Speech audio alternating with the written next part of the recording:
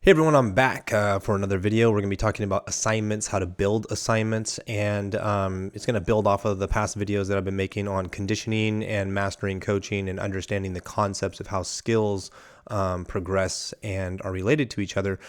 Before we go into that, I just want to say that if you are a new coach, if you've been coaching for less than 5 years, this is what my channel is really aimed for, although a lot of these concepts and conversations are being had with coaches who appear to have some significant years in the industry. And so some of these topics might go over your head in this video. However, if you're new to coaching and you're like, I want to know how to make a career out of coaching, that's really where I want to put my energy, is getting connected with you. And so if you see this video and you go, man, okay, I don't understand anything, or this guy sounds crazy, or does this really matter? This doesn't matter. I'd like to talk to you because I think that this is the part of the conversation in the gymnastics industry that really isn't being discussed at all. I never had anybody share this information with me. I had to discover it on my own. These are all concepts and ideas that have been taken from other people, other sources, but I had to compile them to build some sort of clarity of understanding of how this game is really played when it comes to training athletes and actually producing successful results in a consistent and predictable way. So that being said, we're going to dive in. Again, this is a conversation that I don't really have with a lot of people. We're kind of going into the weeds a little bit. This is the stuff that I do on the back end of my business. I don't talk to people about how I do it. And then I produce a result in the assignments themselves, and my instructors and coaches just follow the assignments and do it. But I'm showing you kind of how I build an assignment and how I come to these conclusions. I'm going to walk you through that process. So we're going to go into behind the curtain essentially and hang out with the Wizard of Oz and see how this goes. Okay. So we're talking about building assignments, right? So here's what we need to understand. There's really only 3 levels in gymnastics. There's what I call tiers, because they're kind of like training tiers or developmental tiers. There's really only 3. You got tier 1, tier 2, tier 3. And tier 1 is just basically what we would put level 3 and 4 into. Tier 2 is where we put level 6 and 8. And tier 3 is level 9 and 10. Don't worry about level 5. It's kind of more of a developmental level. And I think it's more about half steps than it is actually about acquiring skills, because most of level 5 just develops level 6. So I would just put those into drills. So that's kind of where the 3 tiers are. Now, it's important to understand this because I can have a tier 1 athlete training with a tier 3 athlete on the same event using the same setups. And this is very, very important when it comes to understanding building assignments effectively. If you have to have specialized setups where you cannot have a level 10 training with a level 3 because the setup is so specialized, then you're actually putting a constraint or a bottleneck effect on your program, because you're not going to be able to work with as many students and utilize your facility and your tools as well as you would be able to if everybody has access to the same space and doing the same things essentially. And so when it comes to a competitive program, it's very advantageous to have a assignment, a setup, whether your events or your drills or anything, that everybody can use and it is beneficial to everybody moving in the same direction. Additionally, when I teach any level working together, I am focused on them all working towards the same goal, even if they are using a different skill or a different progressionary step, but we will all be chasing the same goal. And that's very important for you to understand. So as I go through this presentation, everybody is always chasing the same outcome, even if we're using a different drill, skill, progressionary step. So hold on to that, if anything else, so that you can understand how these pieces. Now we're going to be using a cast to handstand as the example. So we're going to talk about the scope of a cast, but we're going to use the cast to handstand as an example of how I'm going to be building these assignments and how they can be applicable to anybody at any level essentially. Now, the scope of a cast has many different actual types of casts. You may have not seen some of these shapes. You might look at these shapes and go, that's not a very good shape. You shouldn't be doing that. Yeah. You might want to dig in a little further to understand why you might want to be doing that. But I'm not going to go into that. So I'm not going to talk about developing a cast to handstand necessarily and all the nuances in it. because that's a different video. I'm going to be using the cast to handstand to explain to you how I would be building an assignment to develop the cast to handstand. Okay, not going into the nuance of why I would be doing this necessarily. But we have a cast to horizontal. So A, cast to horizontal.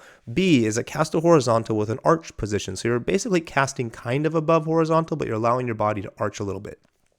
C is a cast to 45. D is the same exact cast to 45, but you're actually allowing your body to arch. Now, if you look at the C and D, D looks like it's pretty close to doing a cast to handstand, but honestly, they're very similar. Then you have E, you have the straddle handstand. F, you have the handstand. So there's these different shapes. It's kind of important to understand that there's these different shapes, different positions, different mile markers, we can call them, in the scope of a cast. We're going to be using them for different reasons. I'll be explaining. The scope of the skill, so if we talk about skill scope, every skill has a scope, being like a parameter. Think about scoping being like a parameter between what encompasses everything within that entity, essentially. So preparation, route, target, umbrella. Now, I'm not going to fully go into these concepts because I think I did that in another video.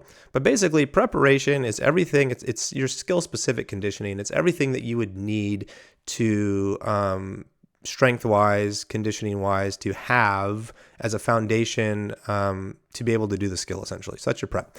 Your root skill so a root skill, in my definition, how I use the term, and this has brought a lot of clarity to me, a root skill is a skill that directly correlates to the target skill, and is used in the greatest possible scope and scaling possible. So a cast to horizontal is not a root skill for a cast to handstand because the cast to horizontal has limiting factors to it that is not going to directly be applicable to all of casting. But a cast to 45 actually has more application to all of casting. And so because it is applicable to all types of casting and how casting needs to operate, and even more than just casting, cast 45 has a lot to do with in-bar circling as well.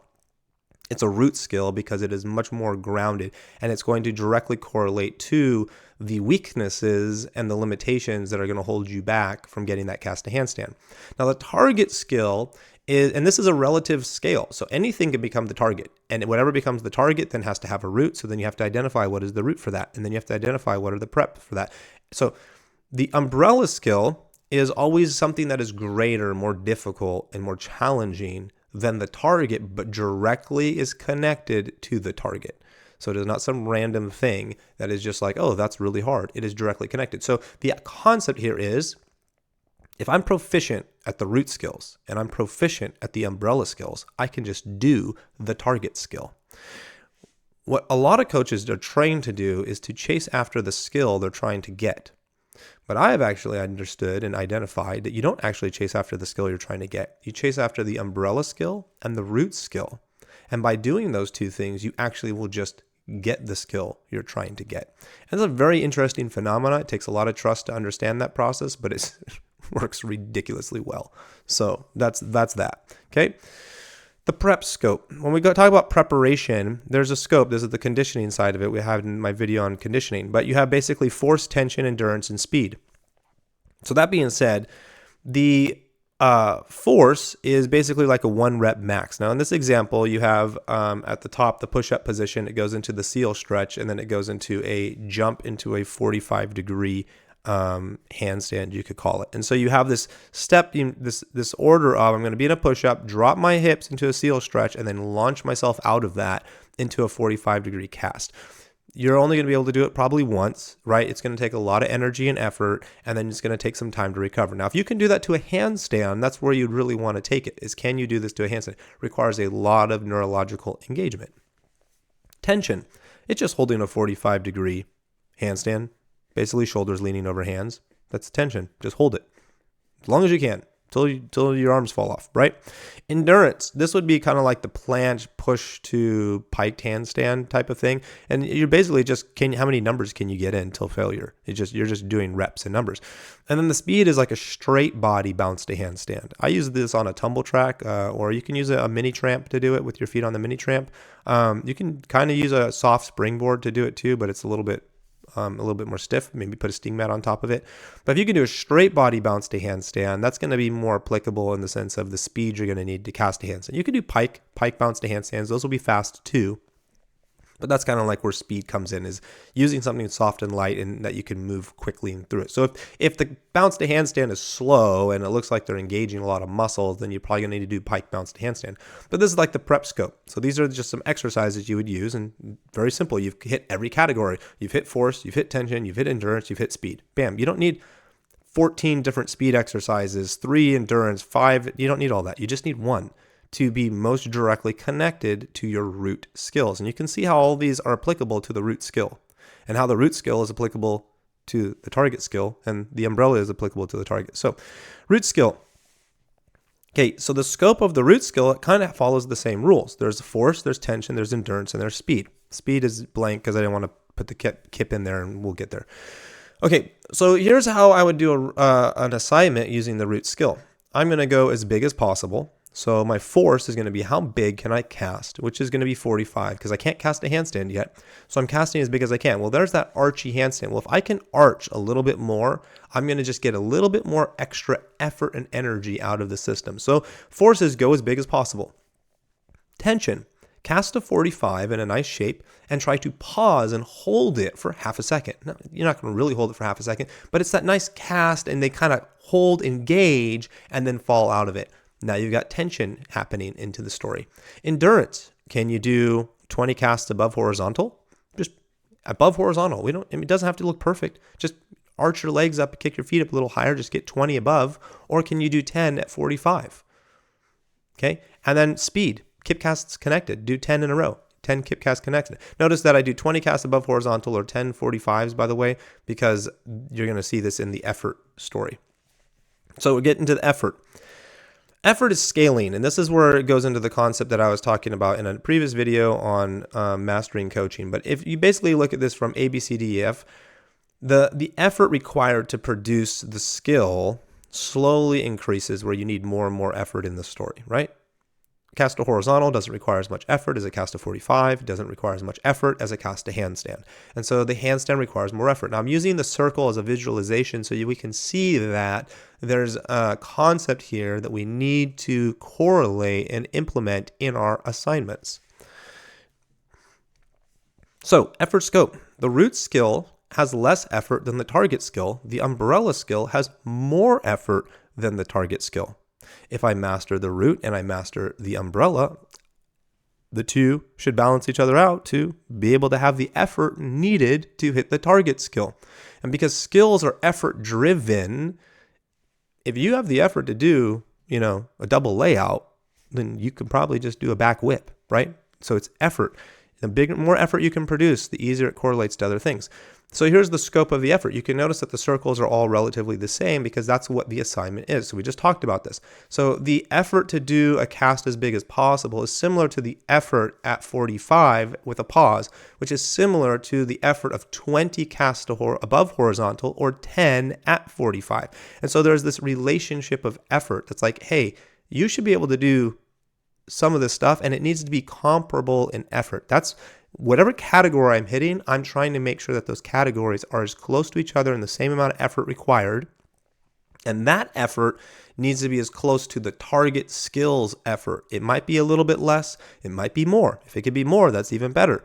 But it's trying to get as close to the target skill or higher as possible. And so that's how I'm choosing what exercise or assignment I should be, numbers, time, whatever it is. I'm thinking about the effort that's going to be required. Now, I'm not trying to do something super crazy where it's like I cast a handstand that has X amount of effort and I'm going to, 10X it. We don't need to get there. We just need to get to a reasonable number that makes sense. Because a lot of athletes will never put in enough effort on bars to actually just do bars. They take a turn, hop off, take a turn, hop off. You can't, bars has like 12 skills on it type of thing. You can't do one skill, take a nap, one skill, take a nap, and think you're doing any level of effort that is required for the event. This is why people struggle on bars. You should be able to do 10 to 12 skills in a row without coming off of it, if you even want to be comparable to, what the event requires of you. So now we're talking about capacity. Because how do I know how many numbers and time and all this, right? So capacity. So this is a formula numbering system that I came up with, and I've tested this out over years of competition, and this seems to be pretty rock solid. Doesn't matter if the kid, how talented the kid is or untalented they might be. This seems to hold true. So 1, 3, 5, 7. That's your rep numbers. Now it gets a little weird on bars because bars numbers don't match the same way as normal tumbling numbers do, but I'm going to explain that. But 1, 3, 5, 7 is this. Can you do it as a cold set? Just walk up to the event and on your first try, hit it. Because that's really what competition is.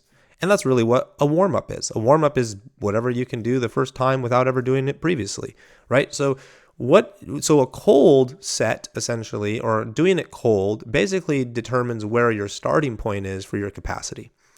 You obviously have to be able to do it without getting hurt. So it really shows that your ceiling is significantly higher, which is a good thing. So you're trying to get to, can you just go up and hit it the first time without ever having any warm up or practice?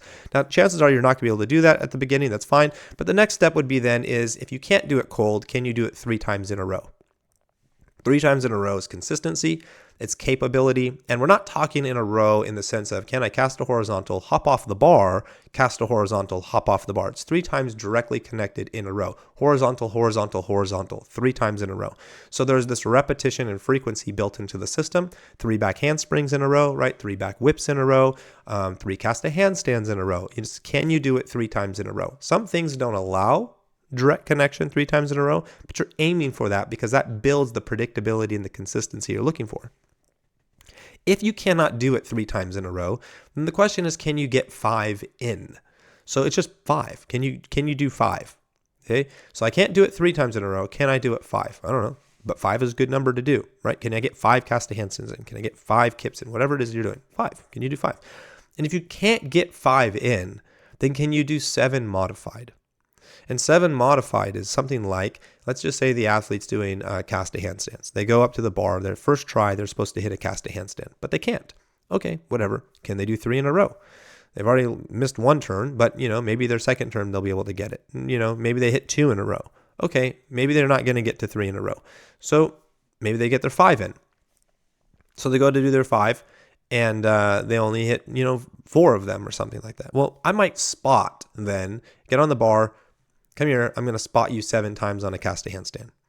Or I'm going to have a certain drill that's comparable to a cast a handstand and ask them to do 7 reps of those type of thing, 7 reps of it or something like that. This plays much nicer with tumbling than it does with bars in this number order. But the concept here is, if you can do it right the first time, we don't have to do it a second time. And it's like, if you can't do it right the first time, then the goal is to try to do 3 in a row in 5 turns. So it's kind of like, you can only do a 1 cold set ever once when you first show up. After that, it's over. But that's your 1 turn. If you miss it, that's your 1 turn. Okay, 1 turn. Now can I get 3 in a row? So on my next turn, I have to be able to get 1, 2, 3 in a row, and I have 1 chance to make a mistake. So I could go cold set, I don't make it. Second turn, I don't make it. Can I go 1, 2, 3 in a row? Boom, I'm done. Move on to the next assignment, essentially. But if I can't get 3 in a row, then the question is, can I get 5 in? So now you're chasing 5, but you're chasing 5 out of 7 turns. So you're chasing 3 out of 5, 5 out of 7, and so you get 7 attempts to try to make 5 reps total. Okay? The goal with the 7 modified essentially would be, you're trying to do 7 modified, 7 things, whatever it is, out of 10 attempts total. And so this puts a pressure system built into your numbers that says, who cares if you can do 7? You're supposed to be able to do 5. Who cares if you can do 5? You're supposed to be able to do 3 in a row. Who cares if you can do 3 in a row? You're supposed to be able to do it cold. Now there's a sense of urgency already built into your number structure, so that you don't have to keep harping on people trying harder, because they're not going to hit the expectation until they get the numbers built into it correctly. And so this capacity scope already puts a sense of urgency in, drives the athlete in the direction you want them to go, because you want them to be able to go up to the bar at competition That's what you want. You go to the bar in competition and just go hit, hit, hit, hit, hit. You don't want hit, fall, hit, fall. Oh man, do we got enough time? Okay, wait. Oh, hit, fall, hit. I don't know. Maybe it'll work. Okay, well, I guess you got to compete because we ran out of. And that's not what you want. You want hit, hit, hit, hit. Done. Move on. You want cold. That's what you're aiming for at competition. You want your warm-up set to be cold and just hit perfectly. Basically, that's what you're aiming for. Okay? So that's capacity scope. So how does it apply? Okay, if I'm going to go as big as possible, the question is, can I go as big as possible in my first try? Now, you're going to know this because you're going to be able to see the person's potential. You have to have a good eye for this, but you can see if a person could go more, right? If they can't, then it's like, can you do 3 in a row, you know? And on bars, you know, as big as possible, I might do 3 in a row as individual turns, not directly connected, because I'm doing force, right? But if I'm doing endurance or I'm doing speed, I'm not going to want them to hop off the bar. I'm going to want them to be directly connected in a row. But because it is force driven, I'd say, oh, you need to take a break. So 3 in a row might look different in that case. Can you just hit 3 as big as possible each turn? And can you do each turn correctly in a row? If you can't do it, how many, you know, can you get 5 in? Can't do that. Can we modify somehow and do 7? Or I need to change my expectation. Maybe it's not, you know, maybe I allow you to make an adjustment in whatever big as possible needs to be made in the adjustment. But you're going to change an expectation essentially. Tension, it's the same exact thing. Can I hit it, you know, with a half a second? If not, can I do 3 of them in a row with a half a second? If not, we're going for 5. Okay. Endurance, same story. Now we get to endurance. Well, actually, endurance is not the same story because endurance has like 20 casts above horizontal, right? 10 casts above. You're not going to do 7 sets of 20 casts above horizontal. It's crazy. So this is where the bars numbers don't play nicely with this model. But this is what I want you to understand because I use the 1, 3, 5, 7 for beam, for floor, for vault. Works perfectly. For tumbling, makes total sense. But for this, when I got 20 casts above horizontal, what I'm asking myself then at that point is these are the number of turns I get to take to hit the target. So I got 1 turn of 20 casts above horizontal. If I hit it on my first try, you're done. You hit your 20, you're done. But if you don't hit your 20, then can you hit it out of 3 attempts? So now it's like, you got 3 attempts to hit your 20. Okay, no. Well, you got 5 attempts to hit your 20. No, you got 7. We probably shouldn't be working on this assignment if it's going to take you more than 7 tries to hit 20 casts above horizontal. So we need to change something. Something is really off. We need to have some sort of conversation because we shouldn't even be doing this assignment if it's taking 7. So that kind of lets you know, kid goes on a bar, and they hit 5, they walk away. They come back to the bar, they might get 7, they walk away. They come back to the bar, they get 10, they walk away. And, you know, and maybe they get 3, whatever it is. You can just go, how many turns have you taken? They're like 5. And you're like, that's not good. Like it's taking you 5 tries to get to 20 casts above horizontal. Like we're chasing something probably a little bit too hard. They get to 7. You picked the wrong thing. You need to pick something even easier, or you need to change the number. Instead of 20 casts, it needs to be 15 or it needs to be 10, and you need to tone that number down so they can find success sooner, because that's really what you're wanting is success early on and then build into it. Same thing with the 10 casts above, at 45. It's like, can you do it the first time? No, you got 3 tries to then get it. Then you got 5. And it just looks bad on their part because they know they're supposed to get it in the first try. And if not, they're supposed to get it within the first 3 attempts. So there's more focus going. Kip cast handstands, the same exact thing. You got 10 kip cast handstands connected in a row, or 10 kip cast to horizontals, I should say, connected in a row. And again, it's like, can you do it on the first try? Then you get 3 tries, whatever. So hopefully that makes sense on that. That's your capacity and how you're applying your numbers to your focuses there, essentially. So then it gets to the target skill, and there's a scope within the target skill. And this is like, if you think about when you're developing a skill and you go, man, how do I get the skill from nothing to something?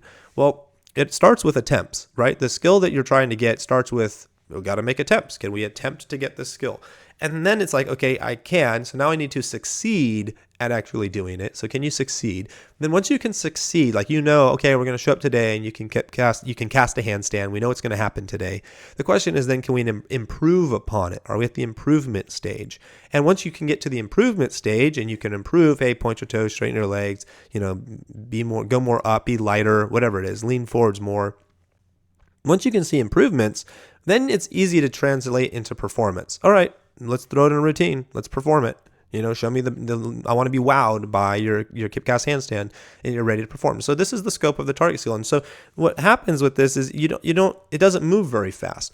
So typically what you're developing is you're performing your high quality wow above a cast to horizontal. It's like, oh, that's nice, right? You're trying to improve your cast to 45. You're trying to succeed at getting that cast above 45. And then you're attempting the cast to handstand, which is like, it's not working. You're falling off the bar a million times type of thing. So it's like you have these different phases going on through these different skills, essentially, So then what happens is essentially over time, everything kind of just moves down. So eventually your attempts to the cast to handstands turn into successes, right? Your above 45s don't go from success. You can actually improve upon them. And your cast to 45s are no longer in the improvement category. They're in the performance category. You can actually do them cleanly and do them well. And so everything's moving closer and closer to the performance. And so you can see how in this regard, I can have a higher leveled athlete cleanly compete or perform a cast to horizontal while somebody else is trying to improve the cast to horizontal and someone else is trying to succeed at the cast to horizontal. I could have that happening, but that would make everyone chasing the same thing, but chasing a different focus. So I'm going to have to remember who's chasing what focus. But that's pretty obvious because, if I have only 3 levels, then I'm only going to have 3 different focuses. I'm going to have the higher levels, the tier 3 athletes chasing the, performance. I'm going to have the tier 2 athletes chasing the improvement. I'm going to have the tier 1 athletes chasing the success. Or I could reverse it and the tier 3 athletes are chasing the attempts, and the tier 2 athletes are chasing success, and the tier 3 athletes are chasing improvement, or whatever it was. Tier 1 athletes chasing improvement. And so I can play and shuffle with this, and everyone's working on casting at the same time. And so now I know if you're just 3 levels, it's basically high, medium, low, right? And so I can instantly be like, oh, you need to, try harder and go bigger, and oh, you need to clean it up, and oh, you need to improve this thing, or you just need to get success and don't stress out. We're just chasing success. So you just got to hit it. I don't care if it has, a flexed foot, just get it and we'll be happy. And so I can break it up that way. This goes into time. Now this creates another sense of urgency, and it compresses the learning time, the learning process, the training process essentially into a direction. It pushes you into a direction of growth. And this is kind of what the hardest part of coaching can sometimes be, is because you're always asking the athlete to try harder. Can you just try harder? Cast bigger, push more, lean farther, just do more, right? Do more. And so when you understand how to leverage time, it actually forces the athletes to do more internally without you having to drive that conversation all the time. And so what it is 10 minutes is all it should take. That's what your assignment should be, 10 minutes. It should be a 10-minute block, not 15, not 7, 10 minutes. Here's your assignment. It's cast to 45, 10 times. You got 10 minutes to do it. And so they're trying to get either a cold set in the first 10 minutes, right? Or 3 in a row, or 5, or set, whatever they're trying to do in 10 minutes, okay? As time goes on and you're doing those same assignments, you're repeating the assignments, you're trying to complete the same assignment in 7 minutes. Then you're trying to complete the same assignment in 5 minutes. And so if we go back, it's like, if it takes, let's say 10 minutes for the athlete to hit the cast to handstand to succeed at it, it takes 10 minutes. Well, the next time I come back to that assignment, I'm trying to get there in 7 minutes. And then the next time I come back to that assignment, I'm trying to get there in 5. And so I'm constantly trying to get there sooner and earlier and earlier and earlier, because I want less and less mistakes and more consistency and effort. And so this naturally drives a sense of urgency of like, hey, that's great that you did it in 10 minutes, but we got to get it all the way down to get it in 1 minute. Why? Because 1, gymnastics routines are basically a minute and a half or less. So if you cannot do it, whatever you're trying to do, in less than a minute and a half, you're not going to have enough time to really be ready. You're not really capable. Your capacity is very small. Oftentimes what you will see is an athlete goes into a training environment like bars. They take 20 minutes to finally get it. Everyone celebrates because they're so excited. They finally did it. 20 minutes in, 40 minutes in. You're amazing. And that athlete never really gets it faster than 20 minutes or 40 or 30. It's kind of like that. Or they got to warm up for 10. Maybe they get it in 10 minutes, but they still got to warm up for 10. It's not fast enough to compete it. You got to get that from that 10 all the way down to 1. Hey, I know you're working on your Jaeger. That's great. Took you 40 minutes to catch it today. Fantastic. It's your first time. Great. We're going to come back and try to do the same exact thing in 40 minutes. But then when we come back, we're going to try to do it in 30, and then in 20, and then in 15, and then in 10. Really, when we get to catching your Jaeger in the first 10 minutes of you trying, now we're actually talking about training. If you can catch your Jaeger in the first 10 minutes of trying, well, now the question is, can you catch it in 7 minutes? Can you catch it in 5? Because that's going to force the consistency to improve, right? If you can catch it in 7 minutes, you clearly made less mistakes than you did when you caught it in 10. If you can catch it in 5, you made less mistakes than when you caught it in 7. And so just by changing the time on the assignment, on the sense of urgency, you don't have to keep yelling at try harder, do more. You're just like, you got less time. Watch the anxiety go up and watch the effort increase. So here's what you basically have, what you're working with when it comes to building an assignment. Now, there's a lot of skills out there. Now, I've processed all the skills basically to create a streamline all the way to level 10. And so part of what I do on the back end and what I have in my material is I have the answer. I've done the legwork to answering this for the skills. That's what a lot of my videos are, pushing certain ideas so heavily. So basically you have prep, root, target, umbrella. I have 2, 1, 4, 3 because really in the sense of priority, if you're going to chase an assignment, you would want to chase your root skills first, and you'd put that as your priority to put most concentrated effort in. So if I came into a program that was struggling, I would identify where the struggle is, and then I would go identify what the root skills are for that struggle, and I would chase the root skills first. And I'd build all my assignments around the root skills. Then I would build my assignments around the prep specialized condition. I would go prep from there, and then I would go chase the umbrella skills. Target's the last thing, because if I can get root, prep, and then umbrella, target's going to happen. So then I would start teaching skills that are even higher and crazier and more demanding than what the target skill actually is demanding. And that's going to create level of interest and buy-in from the students as well, because no longer are we plateauing. We're not saying, hey, there's a plateau. You can't get there until you get this. It's like now like, okay, to get this, we actually need to jump ahead of it, get really good above it so we can come back down to it. Makes training a little bit more interesting. Then when it comes to you think about the time, if every assignment is 10 minutes, well, prep's got 4 different categories, root's got 4 different, target's got 4 different, umbrella's got 4 different categories. So if that's the case, then that's a lot of time. If I'm working on one skill, a cast a handstand, am I supposed to hit all those things? Well, no, you're not. This is where you have to understand how phases work, essentially, and days too, right? If you got 4 days, then you can break up what you're chasing in those 4 days. Now, you typically should be chasing a focus. So maybe you're doing like preparation endurance. You should be chasing preparation endurance for 2 weeks. This way you can see some level of improvement. You might want to oscillate between like only 2 focuses. So you might go like, okay, I'm going to do endurance and force. So for 2 weeks, we're going to do endurance stuff. And then another 2 weeks, we're going to do force stuff. Then we're going to come back to endurance stuff. We're going to come back to, we might do something like that. Or we might do endurance 1 week, then force the next, then endurance the next week, and then force the following. And we're going to be able to track some improvement because we have at least 2 weeks going on in the story. So I'm going to now be able to change what I'm doing on a weekly basis. But I have days.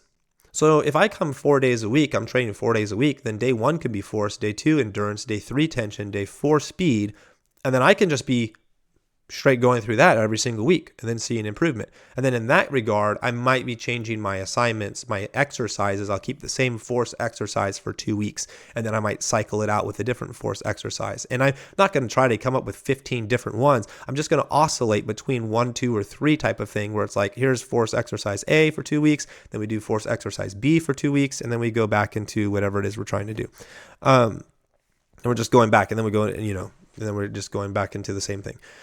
Same thing with root, target. So with the target skill, you're not going to be doing, do attempts and succeed and improve and perform simultaneously because you can't. So you only are going to be doing one of those at a time, at a phase. But the question is, when are you going to start that process? Now, and the mistake a lot of people make is they start chasing the attempts way too early, before the athlete has developed their root skills, their preparation, or got even umbrella skills.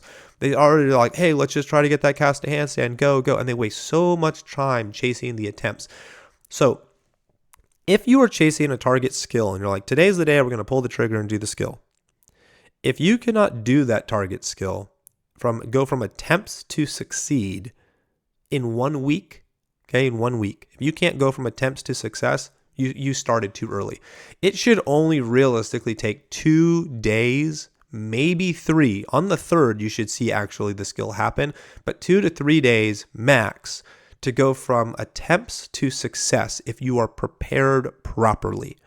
If you are not prepared properly, then you're just hucking and chucking, hoping and praying, and you're just, maybe one day I'll get it. Which at that point, what was the point of training? Because if it's not predictable, then why are you even doing it? You're just guessing at that point. And this is not guessing. This is straight up, I'm telling you right now, that I can walk into any situation, identify the root skills, identify the umbrella skills, identify what the prep needs to be, and understand why they're not getting their target, because I can look at those things.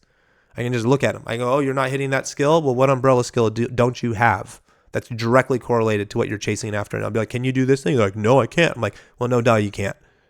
Right? Let's go get that umbrella skill. Then that's going to make this easier. Let's look at your root skills. Do you have actually the root skills, and can you do all the assignments in the root skill categories? Do you have the force and the endurance and the tension, the speed in the root skill category? Chances are you don't. Well, there you go. You can't do the target skill. So this is very straightforward stuff. It builds right into it. Now, this being said, this becomes time management. Now, I'm not going to tell you exactly how you're supposed to apply your time, because everyone's going to be dealing with, well, my kid comes 6 hours a week and my kid comes 8. This becomes a math problem.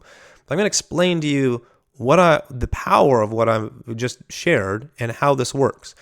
If you're doing focus A and focus B, and they're both 10 minutes each, so that it makes a total of 20 minutes, and you do the time decrease, and so now you can get focus A and focus B down to 5 minutes each, now I can add focus C. And so now in the same 20 minutes, I'm working on 3 different focuses. Then I would want to get focus C down to 5 minutes. Now I can work on another focus for 5 minutes, essentially. Maybe I can get A and B down to 2 minutes or 3 minutes. And then I can, compress. So this turns into not so much like, oh my goodness, I have to plan out how I'm going to do week 1, 2, 3, 4, 5, 6, 7, 8, 9, 10, day 4, 5. You don't have to do any of that. Really, you actually just need to say, I've got 20 minutes, 40 minutes on the event, whatever it is you got. How many focuses can I hit? Well, if I'm on 20 minutes, I can hit 2 focuses. Good. What are the 2 most important focuses you need to hit in those 20 minutes? Now take those 2 focuses that you're hitting in those 20 minutes and get them down to 5 minutes each. That's it. Then get them down to 2 minutes. Then get them down to 1 minute, and then stack in a new focus. And then get those down and then stack in a new focus. And by the time you do this, you will now be really, really good at the first few things you just did, because those were your first focuses, and you'll be using those to develop the next focuses. Simple example would be like, let's just say, because I said you start at root, right? You start at the root skill. So maybe focus A is cast a horizontal 20 times, right? Cast a horizontal 20 times in a row. And focus B would be like cast as big as you possibly can. Okay, those both get 10 minutes. Well, my hope is that going to be at some point you're going to be able to cast a horizontal in your first try 20 times in a row, and we'll be done with it within a few minutes. Everyone will go 20 times, boom, 20 times, and within 2 minutes or whatever, 3 minutes, it's like we're done. Maybe 5 minutes. Bam, I just compressed that assignment. Now, maybe I want to take that assignment and go, okay, well, we're going to cast a horizontal 20 times, but now we're going to go cast a 45. Maybe I can go cast well, that might expand, take my 5 minutes and push it back out to 10, but that's fine. We're not doing cast a horizontal anymore. We're doing cast a 45. So now it's beneficial. And now we're going cast a 45 10 times in a row. Can we get it done in 10 minutes? Cool. Now can I get it in 5? Now maybe I can get it down to, 3 or 2. Well, at some point I'm going to say, you know what? I don't need that anymore. I actually need to cast a 45 and hold pause. So I got my endurance. I know they have the endurance. Let's go get some tension. Let's try to hold pause this thing. Let's go get some speed and get some kip cast handstands in. And so you can oscillate between what you need to do, because they're all going to be benefiting each other. Force benefits endurance. Endurance benefits speed. Speed benefits tension. Tension benefits speed. It's like all the same stuff. So it's all beneficial. And it's constantly compressing and oscillating between each other. And then you get to a certain point where you're like, okay, well, my root skills are good. Like I'm there. Okay, great. Well, maybe you just need to have maintenance on your root skills. So what do? You do 5 minutes of, one of the focuses just as your warm up. Hey, get on the bar. We're doing the tension warm up for 5 minutes, and then we're moving on to our umbrella skills. Or now we're ready to introduce the target. Okay, so now you got 10 minutes to work on the attempts. So now you're hitting your root and then you're hitting your attempts for 10 minutes. And then eventually you get the attempts in 10 minutes. Well, nobody hits the handstand because it's just an attempt. So nobody hits the handstand in 10 minutes, but you're getting the work in. And then eventually in 10 minutes, bam, somebody gets one. Success. So now they've just hit the success category. Well, now how many can they get in that 10 minutes? Okay, now they can get 5 in, they can get their 3 in a row or whatever it is in that 10 minutes. Well, now that person's trying to get there in 7 or 5. And so this whole thing compresses. And so at this point, yes, you can get into how many days a week and how many weeks in a year and how do these want to play and cycle. You can totally do that because there's lots of skills that have to be learned. But the reality is when you learn skills and you have to perform them faster, you can compress and add more things in that you need to learn. And so then you can start chasing in the moment. When you get really familiar with this, you can chase in the moment what people need, what your whole group needs essentially, and you can pivot much more nicely and you understand how you're going to do the same exact assignment next week, but you're going to try to compress it, and then the same exact assignment next week, and then you're going to try to compress it. And then by doing this gives you more time to work on other things. So, you go to bars and you're working on cast to handstands, and everyone's like, oh, we got to do cast to handstands for 20 minutes. Oh, this is lame. This sucks. Well, we don't have, until we get our cast to handstand, we can't do anything. So we got to get it. It doesn't really give a sense of hope. It doesn't build anything in the story for the athletes to really try any faster because they don't think they're going to get anything. When you build inside the athlete that they can get a skill, they can get the skill and do the skill even more efficiently and do it even faster, they start to understand that if I get another skill, I can do it faster, which then allows me to get another skill, which then I can do faster, and so now they start internally going, oh, well, why don't we just get our assignment and then get it done in 5 minutes so I can work on the next assignment I want to do? Well, now it's not a question of, do we have to do this? It's a question of how quickly can we get this done so that we can work on the next skill. And so that's essentially what you're chasing after, is all those kind of components playing together. The hard part, the biggest challenge, and this took me years to do, and I'm still somewhat fiddling with it, but I do have, for the most part, all the way through level 10 organized, is identifying what are those root skills for the skill that you're trying to chase after. And when I say target skill, it's very relative because you can make anything the target skill. But that goes back into those 3 levels that I talked about. I try to make the target skills applicable to those 3 tiers. Like a cast to handstand is a tier 2 skill. Could you get it in tier 1? Yeah, there's level 4s out there who have cast to handstands, which is awesome. Sure, try to get it. But you should definitely get it in tier 2. You definitely want to get that cast to handstand by the time you're like level 6. But some people don't get a cast to handstand until they're level 8.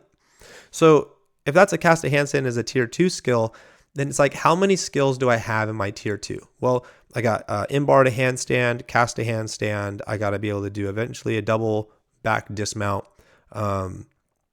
giants. And there you go. That's basically it. Those are your tier 2 skills. So if those are my tier 2 skills, then it's kind of like, well, then at tier 1, what am I doing to benefit my tier 2? At tier 2, then what am I doing to benefit my tier 3?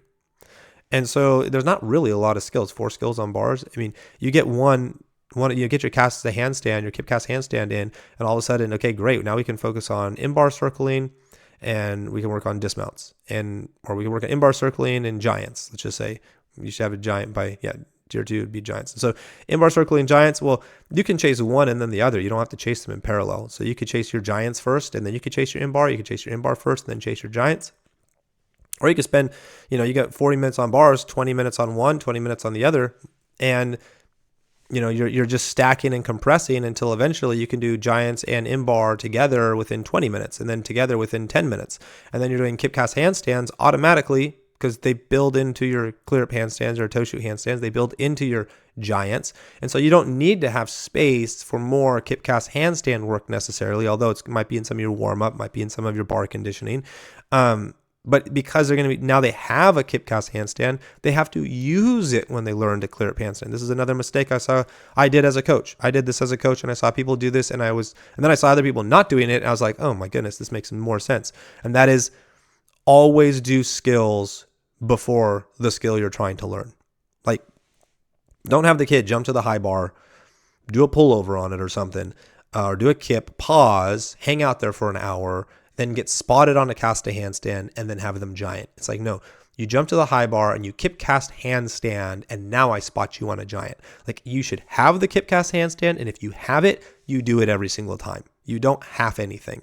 Because otherwise, if you don't kip cast handstand every single time, I've got to create space for developing kip cast handstand endurance again, because you're not using it. Because if you don't use it, you lose it. So that becomes this compression where we talked about. You get the kip cast handstand, and now you can do it, and now you compress the time where you can do it every single time. Then you put it inside the next 10-minute assignment. Well, it's got how many kip cast handstands for every single attempt you try? It's going to have a kip cast handstand. Now, there does become a problem where if your kip cast handstand is not consistent enough and the kid falls off the bar and they're just maybe support cast is better, it creates more consistency.